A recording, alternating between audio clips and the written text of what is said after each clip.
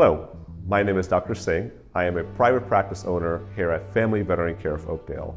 Join us on this educational series where I get to educate you, the pet parent, and also our veterinary professionals on all things animal health and industry-related topics.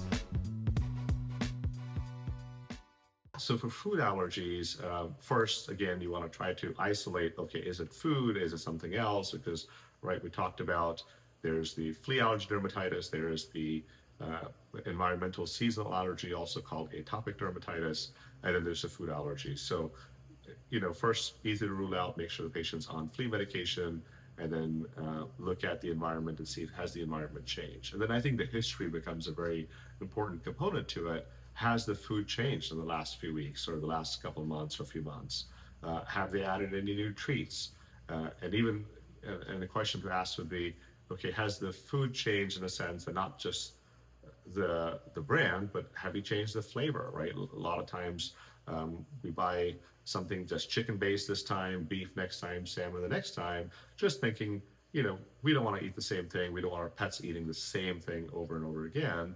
So even changing the flavors, which is not just the flavors, it's the protein that's in the food, can really affect certain patients that do have, just adverse food reactions or sensitivities to different proteins. So in dogs that do have food allergy, certainly looking at what they're eating, what treats they're getting, and maybe limiting, if we're giving them 4 treats, maybe just find 1 or 2 treats that they do good on, so cutting that back.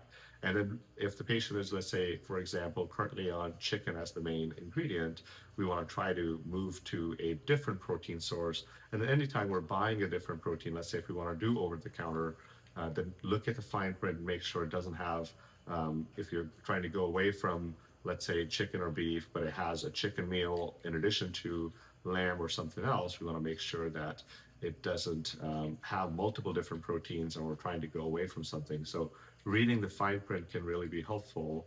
And then anytime we make a switch to a new food, it can take up to 6 to 8 weeks for a new food to finally get adjusted in the patient's body and patient to react to and settle into a new food.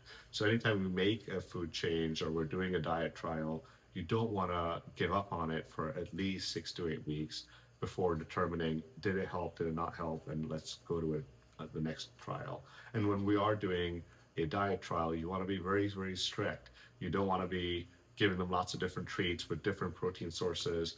When we're doing a strict diet trial, you want to stick with just the same brand, same flavor, and then really not even have multiple other treats. And I even encourage for a lot of patients that are very food motivated, use the kibble that is their main diet as treats through the day. There are plenty of dogs that are very smart that they do not want to have that as treat. But a lot of dogs, they don't see that as a difference. They will love to just have that kibble as a treat through the day. So I think that could really help a lot.